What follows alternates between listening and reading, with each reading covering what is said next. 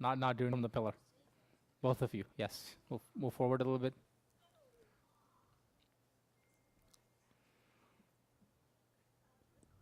Move forward a little bit. Both of you.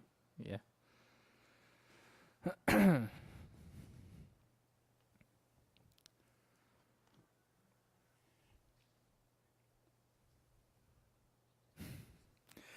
All right. Bismillahir Rahmanir Rahim. Assalamu alaikum wa rahmatullahi wa barakatuh. All right. So who knows? All right. 2 hands raised. MashaAllah. 3 hands. Sheikh Yafi. What? Abdul Mutallib. Very good. MashaAllah. Who's Abdul Mutallib? Hashir. What do you say? Grandpa? Very good. The grandfather. Very good. MashaAllah. Abdul Muttalib. Who here knows his real name? I know one person knows. Who else? Who else knows the real name of Abdul Muttalib? Nobody except one? All right. Musa. Shh, Yafi. All right. Very good. Shaybatul Hamd. That was the real name. Real name was Shayba. What was the real name? Shayba. Shayba al-Hamd. Very good. That is the name of the grandparent. But before we begin, do we know what Abdul Muttalib means? What's the meaning of the name Abdul Muttalib? Okay. Yes. Very good. Abdul Muttalib means slave of Muttalib. Slave of Muttalib. This is why when we say, what does the name Abdullah means? Do we have any Abdullah here? Anybody here named Abdullah? Usually there is always one. No? No? Okay. What does Abdullah means? Muhammad. Very good. Slave of Allah. What does Abdul Rahman means? Abdul Rahman. What does Abdul Rahman means? Shh. No talking. No talking. All right, Ibrahim, go ahead. Very good. The slave of Ar-Rahman. So the Abd means slave. What does Abd means? So you attach Abd to names of Allah. Abdullah, Abdul Rahman, Abdul Rahim, Abdul Kareem. All of that is the name of Allah subhanahu wa ta'ala. So his name is Abdul Muttalib. So let's begin the story of the grandfather of Rasulullah sallallahu alaihi wasallam, Abdul Muttalib, whose real name is Shayba al-Hamd, Shaybatul Hamd. First of all, why was he named Shayba? It is because, now I'm going to tell the story, and in the end will be questions. So listen carefully, everyone. And if I see anybody talking, no talking, okay. Especially the kids in the back. The front row kids are usually the ones that are attentive versus the back row ones. Okay, so the name Abdul Muttalib, his name is Shayba. He was called Shayba because when he was born, the grandfather, he had this cluster of white hair right on his forehead, right in the front. So the whole hair was jet black. The entire hair was jet black, other than the front portion, which was very white, very unusual. The way his hair was. That's why he was named Shayba. Shayba normally means white and gray hair, or an aged person, the one who is old, is called Shayba. Since he had the white hair on the front, they called him Shayba. He is the one aged, or the one with the white and the gray hair. That is Shayba. That's why his name was Shaybatul Hamd. His father of Abdul Muttalib, do anybody know the name of the father? Yes? Very good, Hashim. Actually, this is why, what is the tribe of Rasulullah sallallahu alaihi wasallam called? It has many different names, but there is one that is related with this person, Hashim. Yes? Banu Hashim, very good. They're called the children of Hashim because Hashim is the great-grandfather of Rasulullah sallallahu alaihi wasallam. He's the father of Abdul Muttalib. Hashim was a very powerful and successful man. So, but he died young. And Hashim got married in Madinatul Munawwara. Where did Hashim got married? in Medina. So there he is in Medina, and that is actually where Abdul Muttalib is born. But soon after the marriage, Hashim, he gets ill and he passes away, he dies, leaving behind his young son Abdul Muttalib, who is still in Medina. The rest of the family of Hashim is in Mecca, but Abdul Muttalib himself, Shayba right now his name is, he is still in Medina. A few years down the line, you could say, when Abdul Muttalib now is a young man, by young man I mean he's maybe 7, 8 years old, his uncle, who is Muttalib. Muttalib now is his uncle, the brother of Hashim. So his uncle Muttalib, who's still in Mecca, he finds out that Abdul Muttalib, his nephew, is still living in Medina.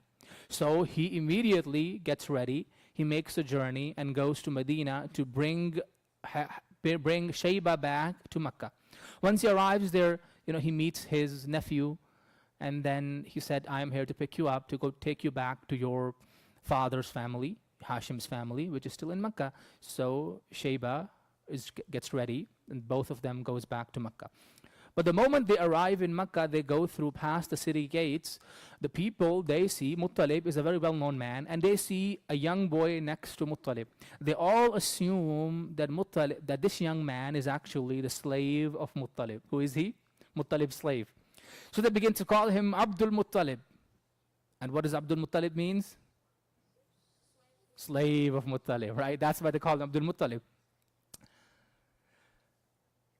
Muttalib explains, this is not my slave, this is my brother's son, this is Hashim's son, and Hashim was your leader. He's no slave, he's my nephew. But the name stuck.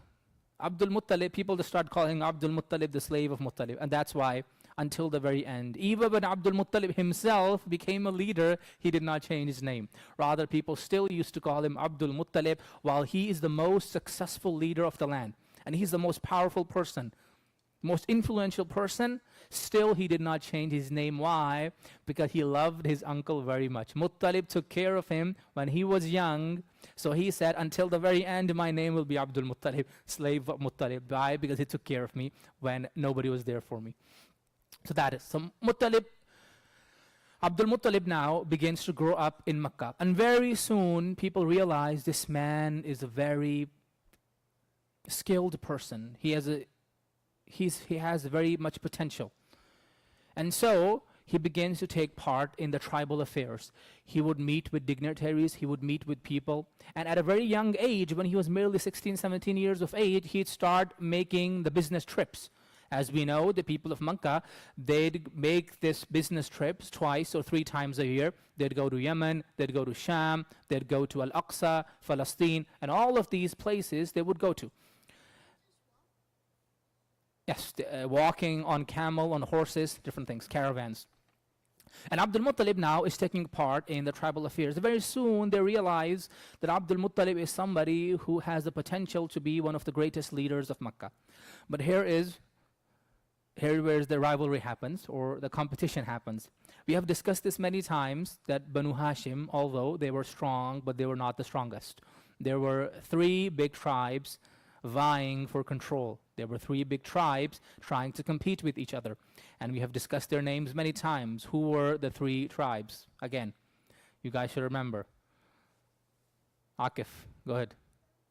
Banu Hashim, yes. Banu Umayyah, yes. And Quraysh, wrong. Everybody's Quraysh. The Quraysh has big tribes. What's the 3rd one? Mustafa. Banu? Very good, Banu Makhzum. Who's the famous figure from Banu Makhzum? Let him answer. Yeah, Makhzum is from Banu Makhzum? Okay. Who's the famous figure? We all know. Abu Khalid? Khalid bin Walid, very good, yes. Khalid bin Walid, the sword of Allah. Banu Makhzum. And who's the famous figure from Banu Umayyah? Very good, Uthman bin Affan radiyallahu ta'ala. And who from Banu Hashim? Hashim? Who's from Banu Hashim? This should be the easiest one. We'll just talk to, yes, Muhammad sallallahu alayhi wa sallam, he's Banu Hashim. Very good. So initially, they all have their people that they want to be the de facto leader of the entire Quraysh. They want this person. Banu Makhzum has somebody, Banu Umayyah has somebody, Umayyah ibn Khalaf at the time, and Banu Hashim now has Abdul Muttalib. And Abdul Muttalib, his brilliance, his radiance is overshadowing everybody else. Nobody is equal to Abdul Muttalib, no matter what it is. It's the role of a negotiator, role of a businessman, role of a tribal leader. Abdul Muttalib is the best amongst them all. So very soon, he becomes the de facto leader of the entire Quraysh. And as long as Abdul Muttalib lived, Banu Hashim was the most powerful tribe of that time because of Abdul Muttalib, that how much Allah subhanahu wa ta'ala had given him. Now Abdul Muttalib begins to grow up. He also gets married, and he has, of course, multiple wives. And then he gets a son. His son is named Harith. What's his son's name? Harith. And also last time, Munasab, he discussed with you the story of Abraha. Yes? You guys remember that story? You guys remember Abraha?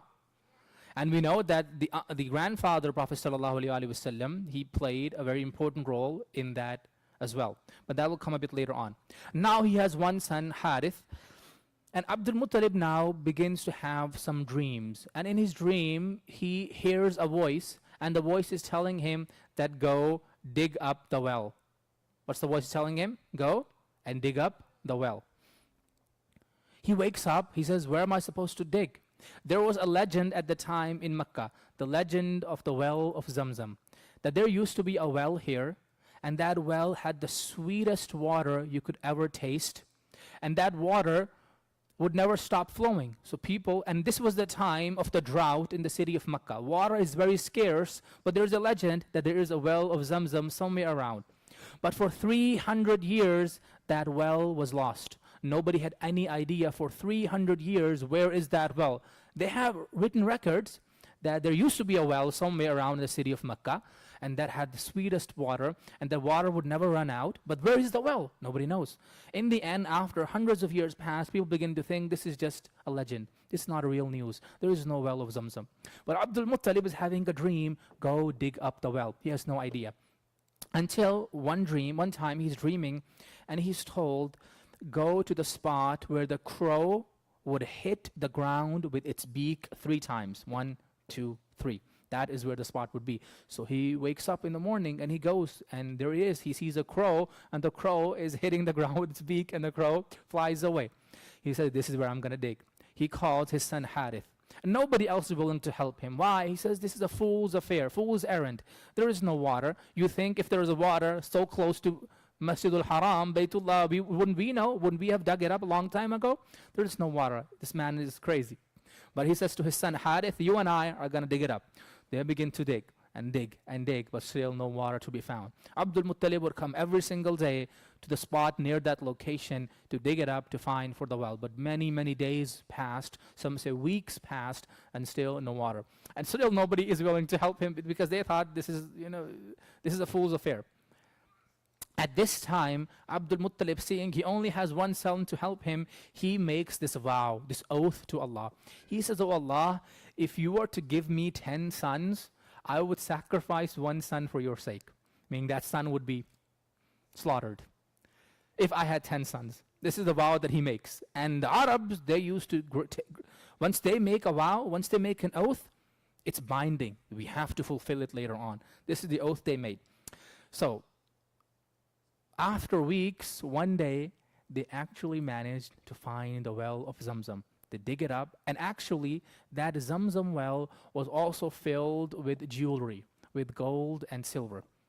It is said 300 years ago, the tribe Jurhum, it ruled over Mecca. And those were the people, they were a warrior tribe. They'd have a fight and a bone to pick with everybody. In the end, they were chased away, but before leaving, they destroyed the well of Zamzam, and they covered it up with gold and silver, and then they completely destroyed the area so people would not be able to tell where the Zamzam was. 300 years later, it is discovered, and not only the water, but also the gold and the silver. Abdul Muttalib uses that gold to build this very beautiful door for Kaaba, filled with gold and silver lining. from the jewelry he got from that well. And finally, the well is exposed to the people at the time of their difficulty. Water could not be found, but there it is, the sweetest water that will just keep on coming. Everybody is happy. Abdul Muttalib, we knew you are the greatest leader. You solved our greatest problem, and that was the water. And there it is. Everybody is hailing Abdul Muttalib. Everybody is saying, you know what, this man is the greatest leader. Now we'll listen to him, whatever he says. And so, like I said, that Abdul Muttalib, he became, his popularity even increased even more. Allah subhanahu wa ta'ala, later on, he gave Abdul Muttalib many sons. Some say Allah gave him 12 sons and 6 daughters. 12 sons and 6 daughters. Once the 12 sons were given to him, he had not forgotten about his oath, his vow that he made to Allah. And what was his vow? What was his oath? What was his promise to Allah? That I will slaughter one of the sons. The son that he loved the most was Abdullah. Which son he loved the most? Everybody knew that he loved Abdullah the most. And do we know who Abdullah is?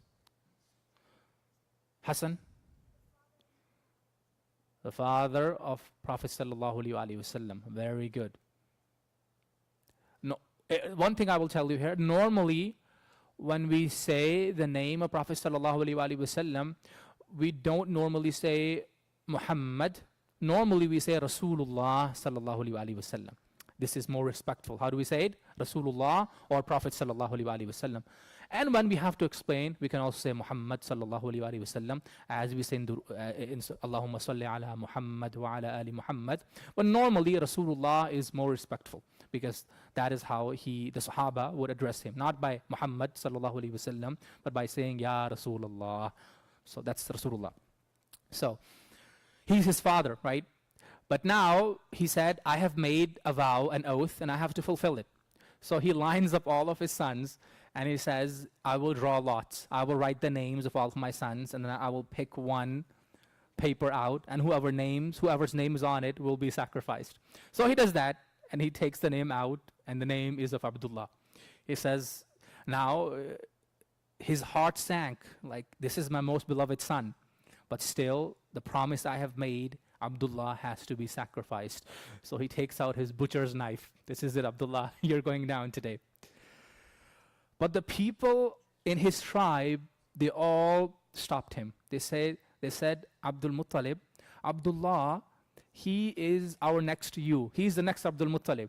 We see him, even though he's very young, but he is a very able man. He's a very capable man.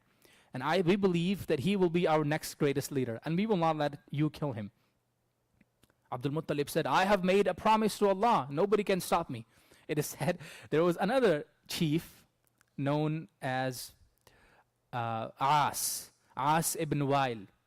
His son later on would accept Islam, Amr ibn As radiyallahu ta'ala an. But As was also leader at the time. And he said to Abdul Muttalib is between, you are a leader, but so am I. And I'm not going to let you touch Abdullah. You're not going to come near him. So the people tell him, you know what? There is a magician lady, you could say, a witch, you could call her. A witch is in a certain distance away. Why don't we go to her and ask her what's the solution of this problem? You have made an oath and a vow, but also we cannot let you kill your son.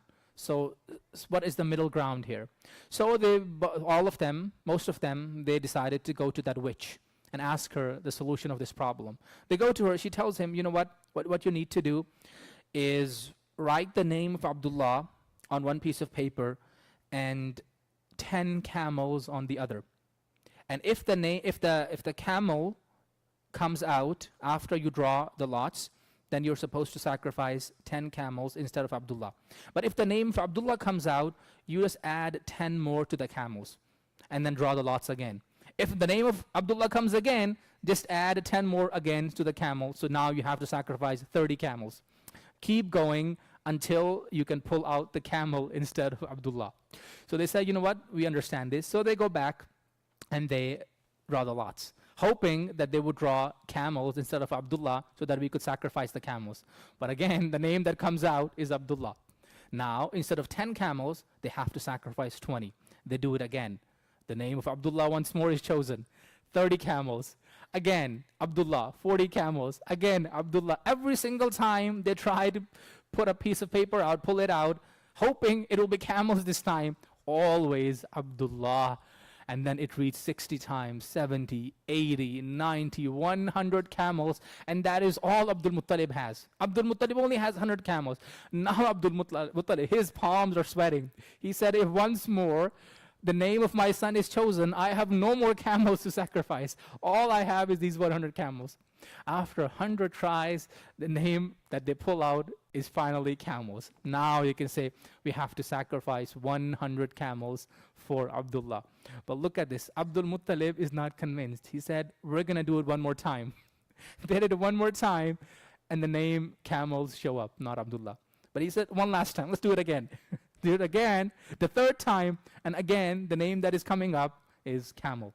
Finally, he says, now this is what would please Allah. This is what Allah would like. And so 100 camels, Abdul Muttalib himself sacrifices one after another as a ransom for Abdullah. Abdullah is saved, but 100 camels are sacrificed. Now there's wisdom behind it as well. SubhanAllah, ulama have written that there is a thing called aqiqah. Do we know aqiqah? You know, when a son is born, 2 animals are slaughtered, and when a daughter is born, 1 is slaughtered. This was kind of like aqiqah, you could say, for the father of Rasulullah sallallahu alaihi wasallam. But since he was supposed to be the father of Prophet sallallahu alaihi wasallam, Allah wished that 100 camels be sacrificed, because through him, the mahbub, the beloved of Allah subhanahu sallallahu alaihi wasallam would come. And so that's what he did. 100 camels sacrificed, life of Abdullah is saved, and his promise to Allah, his oath, his vow is fulfilled. Now Abdul Muttalib is finally happy. Soon, later on, he would marry Abdullah. And do we know how old Abdullah was when he got married? The father of Prophet sallallahu alaihi wasallam? Around 20? Close enough. Yeah, Hassan? 25? So Prophet ﷺ was 25 when he got married. So his father, Abdullah, was around 18 years of age. How old was he? 18 years of age when he got married. And he got married to Amina. Very good. Abdullah and Amina radiyallahu anhuma. And they made a trip to Medina Munawwar once more. Because we know Abdul Muttalib, his mother was from Medina, right? That's why he was left in Medina and later on picked up by his uncle, Muttalib, who took him back to Medina, Mecca. But here, Amina is also from Medina. And that is where Prophet sallallahu alaihi wasallam, he too will later on migrate to. Qasim.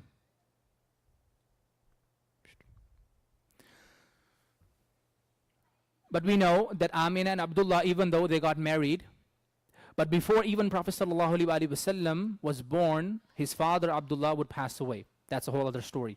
And Amina, his mother, would take care of him till he was 6 years of age. But we know the main role, the main person who actually took care of Prophet ﷺ after his father, or after he was born, was Abdul Muttalib himself. For 8 years, Abdul Muttalib would take care of Prophet ﷺ. It is said that when he would go to his room, nobody was allowed in his room except for Prophet ﷺ. He would say not even his own sons or daughters could enter into his room, but he would not go to sleep except when Prophet ﷺ was with him. This is how much he loved him. And of course, he was told by multiple priests of the Christian and Jewish scholars that this grandson of yours, Prophet ﷺ, is no ordinary child. Rather, he very much would be the Prophet of Allah, Rasul of Allah ﷺ. So take great care of him. So Abdul Muttalib was very much protective of Prophet sallallahu alaihi wasallam. He gave him everything. This is why he wouldn't call him his grandson. He would call him my son. He would say, Ibni, this is my son, Muhammad sallallahu alaihi wasallam. This is how much he loved him. Of course, we know that Prophet sallallahu alaihi wasallam was around 8 years of age when his grandfather, Abdul Muttalib, would pass away. Another question that comes, and I will ask you later on, is that what religion did Abdul Muttalib follow? Because we know he is living in Mecca, and people in Mecca, they are mushrikeen, right? They're idol worshippers. They worship the idols. That's why they had these dozens of idols in Baytullah. What religion did Abdul Muttalib follow? Musa? Islam? Very good. That's a good answer, yeah? He wasn't Muslim, he worshipped idols? So, Abdul Muttalib, he just gave a completely different answer. Yeah. Paganism? Yes, are you going against paganism? Listen. Abdul Muttalib, the grandfather of Prophet sallallahu alaihi wasallam, Abdullah, his father, Amina, his mother, they were all what we called monotheist, meaning they worshipped one God and one God only. Neither Abdul Muttalib nor his parents worshipped any idols. What did they not worship? Any idols. They worshipped one God. We know that no prophet had come to Mecca for thousands of years. So they had no idea which book to follow because no Nabi came. But still, there were many people in the Arab society that they shunned idols. They said, we will not worship these statues. We will only worship one God. We have no idea who that God is. We have no idea what commands that he is sending us, what we're supposed to follow, since no Nabi came, no prophet came for a long time, but they still believed in one God. And that is what Abdul Muttalib was. He was upon the deen of Ibrahim alayhi salatu wasalam, and he said that I will worship one God and one God only, not these idols. Same thing with his son Abdullah and his wife Amina. They both worshipped one God, yani Allah subhanahu wa ta'ala. They worshipped, and they did not worship the idols. Questions will come later. They did not worship the idols. So, and when Prophet sallallahu alaihi wasallam, 8 years of age, Abdul Muttalib, he would pass away. And not as a mushrik, not as a pagan, not an idol worshipper, rather the one who worshipped one Allah, one God. That is the legacy of Abdul Muttalib. Of course, there are a few other things, but I will ask you guys a few questions now. Raise your hand if you know the answer. Do not blurt out the answer, okay? I now ask the question. Yes? I'm about to. Okay. What is the real name of Abdul Muttalib? I expect more hands, not enough hands. You weren't even here at the time. Go ahead. Yeah, I know you weren't here. You don't know? What's your name? Muhammad, go ahead. Idris, go ahead. Very good, Shayba. What does Shayba means? Osman? No slave. No slave here. That's something else. What does Shayba means? Akif. Very good. And why was he called Shayba? That should be the easiest one. Ibrahim. Very good. One spot of white. Very good. Good. Where was he born? Which city? Hashir.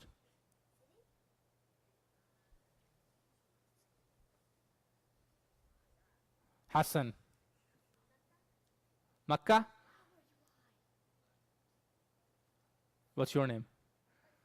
Azhan, yes. Very good. Medina. Who picked him up from Medina to take him to Makkah? Yes, Muhammad Ibrahim Shahid. Very good. And what's the relationship of Muttalib with Shayba?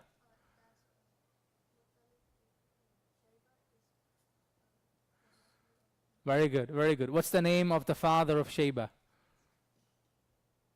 Easy one. Name of the father of Abdul Muttalib. Mustafa. Very good. Hashim. 3 main tribes. I've asked this question now a dozen times. I expect all hands up. 3 main tribes. Yes, Mariz, go ahead. You don't know? Okay. Hassan in the back. You don't know? What's going on here? Huzafa in the back. No. So the people in the back, this is why I want you to be in the front row. The people in the back, they don't know no answers. Yafi. Banu Hashim, Banu Umayyah, Banu Makhzum. There you go. Very good. Don't forget. Banu Hashim, Banu Umayyah, Banu Makhzum. Okay, so when Abdul Muttalib, he is in Mecca now, and what dream he sees as he's growing up? Musa. The grave? No, don't dig up graves. We don't dig up graves, we dig up something else. What?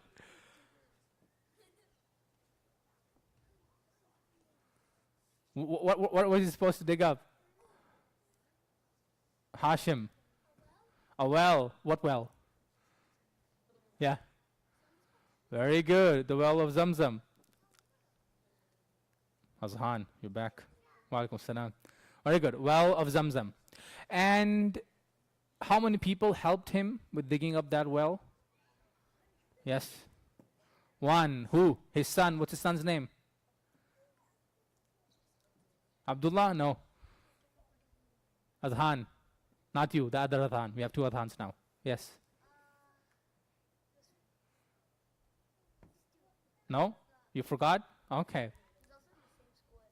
Okay. More hands raised. What was the name of the eldest son of Abdul Muttalib? Yes. Okay. Osman. Huh? Yeah, you're there. Say it. Okay, Mustafa. Harith. Harith is the eldest. Harith bin Abdul Muttalib. Very good. What vow he made? What oath, what promise he made at the time? Shaykhul Mashayikh, Huzafa in the back. Huh? Sacrifice one of his sons. Very good. And how many sons he had later on? Mars. Very good. 12 sons and 6 daughters. So when he's about to pick one to slaughter, whose name comes up? Yes, you. Yeah? You think you forgot? Okay. Somebody else then. Hashir, yeah. Very good. Abdullah. So did he actually slaughter his son Abdullah? What happened kind of? As a Han.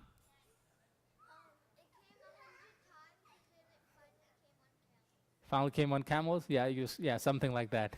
100 times and then camels. 100 camels were sacrificed in exchange of Abdullah. Very good.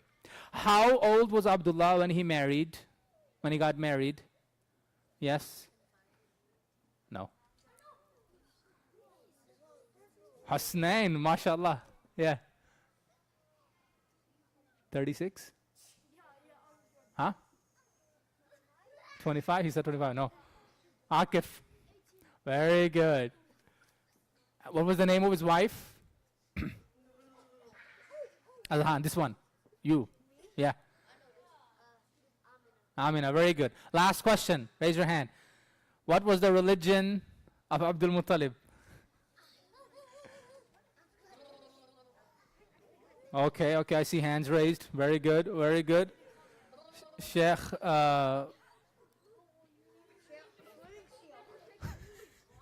right, you actually answered first 3 questions, so wait. Muhammad, over there. Huh? I can't, who's this? Zalkif? No, yeah. Where he was what does monotheistic means?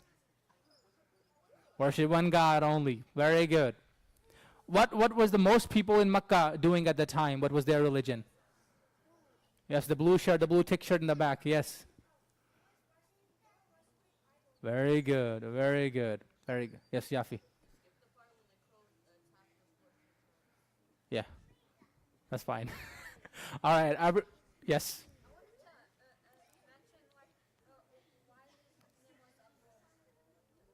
Oh yeah. So you want to? Why was his name Abdul Muttalib? His real name was Shayba. We have discussed. But why was his name Abdul Muttalib? Since Idris is the one that wanted to answer, go ahead.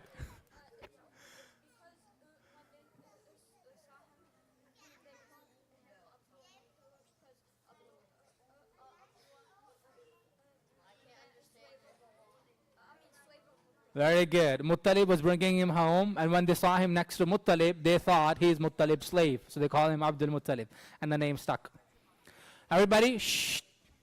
Repeat after me. Subhana Rabbika Rabbil Izzati Amma Yasifun wa Salamun ala al-Mursaleen walhamdulillahi Rabbil Alameen.